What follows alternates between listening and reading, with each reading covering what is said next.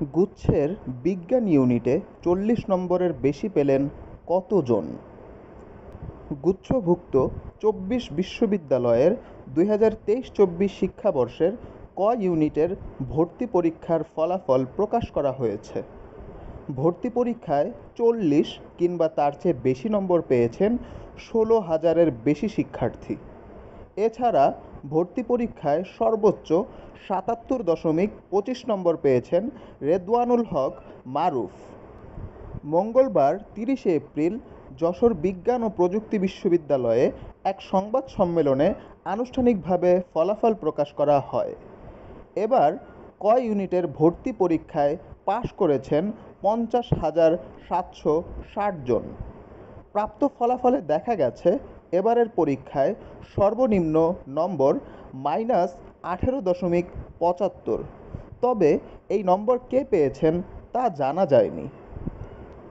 প্রাপ্ত ফলাফল বিশ্লেষণে দেখা গেছে, ৭৫ কিংবা তার চেয়ে বেশি পেয়েছেন ২ জন, ৭০ কিংবা তার চেয়ে বেশি পেয়েছেন ৪ জন, ৬৫ থেকে ৭০-এর মধ্যে পেয়েছেন ২০ জন, ৬০ থেকে ৬৫ এর মধ্যে পেয়েছেন ৮৪ জন, ৫৫ থেকে ৬০ এর মধ্যে ৪৪০ জন, ৫০ থেকে ৫৫ এর মধ্যে ২,০২২ জন, ৪৫ থেকে ৫০ এর মধ্যে ৬,৭১৬ জন, ৪০ থেকে ৪৫ এর মধ্যে ১৬,৩৪৬ জন, ৩৫ থেকে ৪০ এর মধ্যে ৩১,২১৭ জন এবং ৩০ থেকে ৩৫ এর মধ্যে নাম্বার পেয়েছেন ৫০,৭৬০ জন।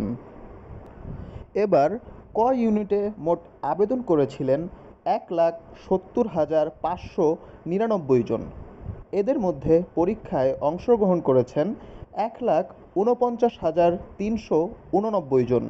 পরীক্ষায় অকৃতকার্য হয়েছেন ৯৮,৫৫৭ জন।